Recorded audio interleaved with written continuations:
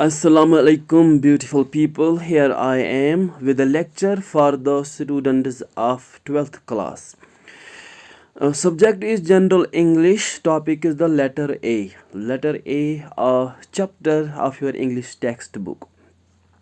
Today's lecture is divided into the following components. First is what is autobiography. Second is life of Christy Brown. Third, title of the chapter, paraphrase or main points of the chapter, discussion on themes, glossary, textual questions, character sketches, note on the theme. What is autobiography? Since this letter A, few paragraphs have been uh, extracted from the autobiography of Christy Brown. So first, our students should know what an autobiography is. An autobiography, a self-written account of the life of oneself. Autobiography is always subjective and everything in it can't be true. It reveals events in order and sequence. However, a memoir is like autobiography, but it is not autobiography. However, a memoir is different from autobiography. It doesn't care for chronological order. It mostly focuses on memories, feelings, and emotions. So you know what autobiography is, because the letter A is actually autobiography. Christy Brown has himself written it. Life of Christy Brown. Christy Brown is the writer. So we need to know something about this writer. Christy Brown, born in 1932, died in 1981. He was suffering from paralysis and could not move any organ of his body except his left foot. So he was a motionless person, paralyzed. He could not talk, walk, eat, or bathe on his own, but still he became a poet, novelist, and painter. How? Was till end. So a person who is a paralytic person, a physically challenged person, so how come he becomes a poet, a novelist, a painter? How come he becomes a world famous person? You need to know it. It's very interesting. Again born in Ireland in 1932, had 22 siblings. Subhanallah. 22 siblings means 22 brothers and sisters. 13 lived and 9 died in infancy. His parents were Patrick and Bridget, and a social worker, Catriona. A social worker, Catriona Delahunt, helped him to read.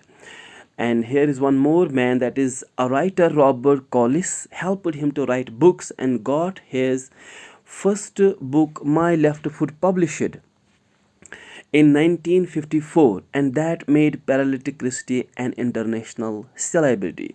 So sometimes you need people around you, good people, encouraging people who can shape your life. So first I would like to show you people a photograph of this guy, Christy Brown. So Christy Brown is here typing something. So back to our topic. What is autobiography? Life of Christy Brown.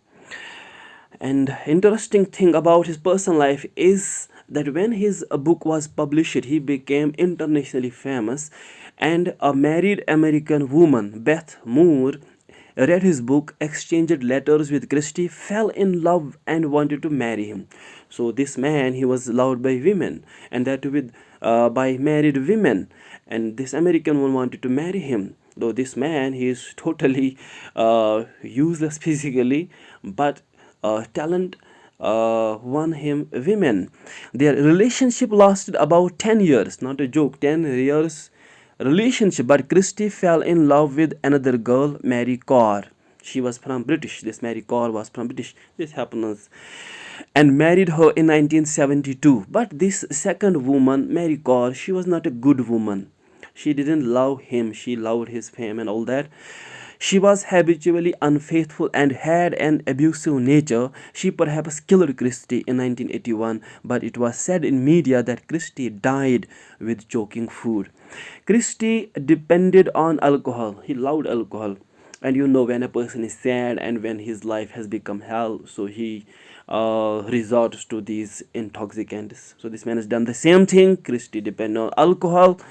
Books. So I love to read his books. He has authored several books. First book is My Left Foot in 1954, Down All the Days 1970, Wild Grow the Lilies 1976, A Promising Career 1982, Come Softly to My Wake, a poetry book, Background Music, a poetry book, of Snails and Skylarks, poetry book. Christie was problematic like Stephen Hawking, you know, that famous scientist who died recently, 2 3 years back. John Nash was a mathematician from America, so he had also problems. Then Frida Kahlo, an artist, Nick Vujicic. I don't know how to pronounce this Australian word. And Helen Keller, he was not normal, but he did something which many people can't even dream of. So this man was very problematic, but he achieved a great fame and name in his life. So title of the chapter is the letter A. The letter A. Well, in English language, we have 26 letters, and the very first letter is A. When we start to learn English language, we first of all learn to read and write the letter A. For normal people, it is easy, but for Christy, it was a challenge. It was challenge for him to write letter A. It took him 6 years, 6 long years to learn how to write A, and that too with his left foot. So he could not use his hands. He could not speak. His 99% of his body was crippled, but he could use on his left foot. The title of the chapter is suggestive of Christie's tough and struggling life. A very inspirational topic, a very inspirational chapter. I want you people to have patience and watch till end. Main points of the chapter. In the very beginning, when the chapter starts, Christy Brown, since he himself is the narrator, he himself has written this chapter and the book. He narrates the story of his difficult birth, that his birth was very difficult, the delivery case, when his mother was delivering him in a hospital, she almost died. So he said it was very tough. And then why was he baptized late? Why was he baptized late? Baptism, when children are born in Christian world, they take them to churches, and there some water is poured over the heads of children to make them pure, because Christians believe that human beings are born impure. Then they sprinkle or pour holy water on their heads, on the heads of children, to make them pure. So that is what they call baptism. They also give names to children on that day. They circumcise male children, and also they shave their heads. So he says, my baptism, it was a bit late. Why? Because his mom was in hospital and she could not take him to the church on time.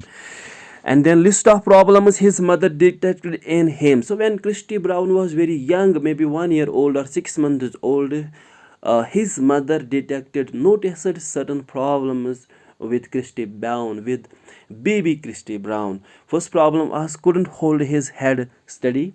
Second problem, hand is always clenched. Third problem, mouth locked or wide open, so he could not control his organs. Unable to sit on his own. So when he was 1 year old or 2 years old, this man could not sit. This child could not sit on his own. Doctor's reaction. So then this child was taken to doctors, and doctors reacted. Doctors said that Christy Brown, this child, is a very interesting case, but an incurable case also. Because we have never heard about this disease before. He is incurable. We cannot cure him, and he is hopeless. Because doctors believed that this child is mentally defective. Relatives' reaction. Then when something wrong happens in our families also, then neighbors, relatives, friends come with suggestions. Nobody asks them to come and give suggestions, but they just give it to it's they are evil people actually, and people love to advise, people love to give suggestions. I don't know why. So here in his case also, relatives come to the family of Christy Brown, and they suggest what to send Christy Brown to the institute built for the children who are mentally defective or physically challenged. And they also told the family that this Christy Brown will waste the time and energy of family members at home. Now, I don't know why these people mm, talk, you can say, evil at times, or the things what we call hurtful things. So send your child to mental hospital, to this crippled to this institute for crippled people. I don't know why. Next, Mom's important decision. So, in the chapter, one more point is discussed, that is Mom's important decision. What was her important decision? She has said, mother had said, I will prove doctors wrong, because doctors had declared Christy Brown mentally defective. But mother says, no, I will prove doctors wrong. My son is physically challenged but mentally alright. Mom gets at times discouraged also, but doesn't stop loving. Sometimes even very patient people, very tolerant people, sometimes they suffer from fits of discouragement. And his mother also sometimes, maybe once or twice, and in the lesson, to be precise, only once, she feels discouraged. She doubts that perhaps the doctors were right, my son is mentally defective. Understand? So her important decision was that I will prove doctors wrong, I will prove my relatives wrong, my son will speak, my son will give a sign of his intelligence. Understand? He is physically problematic, but his mind is okay. Then a miracle happens. What was the miracle? Christy once saw his siblings, his brothers and sisters, write something with a yellow chalk. He snatched the chalk with his left foot from them and tried to write on the floor. Later, Mom helped him to write the letter A, and Christy did that. That was a miracle, as that opened the door for him to a new world. And that was the miracle, that after 5-6 years, when this child grows a bit up, he once snatches a chalk from his siblings and tries to write on floor. And then mother helps him, and he succeeds in writing letter A on floor. So when he wrote letter A, that means that this man, he understands things. That was a sign of his intelligence, of his being mentally fit, mentally all right. And then he wrote letter B, C, D, then he wrote words, phrases, sentences, and finally he became a world famous writer. And you people and me are reading about him now. Discussion on themes. On themes about this lesson. There are several themes, but main theme is power of faith. That faith defeated science. Science here is represented by doctors, and faith is represented by mother. So mother, she was not, you can say, a doctor, a knowledgeable person. She didn't know anything about science, but she had faith. In her heart of hearts, she believed that her son is mentally all right, and her faith brought forth the fruit, good fruit. That after some time, maybe 5-6 years, her faith is proved right, and Christy Brown starts showing signs of his intelligence. So faith wins here and science loses here. Second theme is every problem has a solution, and you people have to have patience. Well, any problem that is here on the planet, it can be solved, but you need to be patient, you need to work hard, you need to struggle. And here in the chapter also, we have Christy Brown with the problem that this man cannot express himself, neither through his talk nor through any gestures. But when his mother is working hard, Christy himself is also working hard, and finally that problem is solved, and he starts expressing himself through writing. Never give up. One more theme is never give up. You don't have to feel discouraged. You don't have to lose confidence. Understand? Sometimes days are longer, sometimes nights. Understand? Likewise, sometimes you have joys and sometimes you have sorrows. And when joys do not last forever, sorrows will not also last forever. When night does not last forever, you can say sorry, when day does not last forever, night will also not last forever. Understand? Things they come and go. Good things come, then bad things, I say, uh, uh, some sometimes good things go and bad things come, and vice versa. Bad things go and good things come. One more theme is here: mother son love. So mother is love, mother is deep love, mother is unconditional love for her son. So if you have loving people around you, loving parents, loving family, then even toughest life can become easy for you. Never listen to negative forces. Negative forces here means people who come with negative suggestions: do this, do that. Understand? Because it is not going to work, that is not going to work. So here in the chapter also, relatives and friends come with negative opinions, but Christy's mother ignores them, disregards them, and after some time, she proves the same negative minded relatives and friends that they were wrong, and Christy's mother, she was right. Fate is changeable. Also, fate is changeable. Well, generally, we believe that we cannot change fate, but if you have that strong resolution, strong determination, understand, and that strong will, you can change your own fate. That Dr. Iqbal has said somewhere, खुदी को कर बुलंद इतना कि हर तकदीर से पहले खुदा बंदे से खुद पूछे बता तेरी रज़ा क्या है. So Dr. Iqbal in that couplet suggests that if you are really worth something and that thing is not written in your fate, God will rewrite it, so your fate can be changed. Next we have glossary meanings of tough words. Recuperate means recover to health. Recuperate, na, some person recovers from illness, recuperates from illness towards health. And then baptism, I said that's church bath, when children are taken to church and that holy water is sprinkled on them, that is what we call baptism.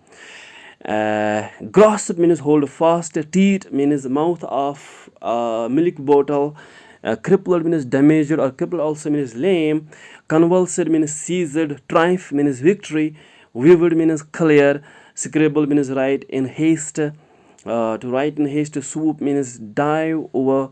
And primers means kid books, those ABC books, 1-2 books for kids, we call them primers. Then you have questions. First question is, how did Christy's mother know that her son was physically impaired? So when she was milking Christy, she noticed that this child has certain problems. The doctors were so very sure of themselves that mother's faith in me seemed almost impertinence.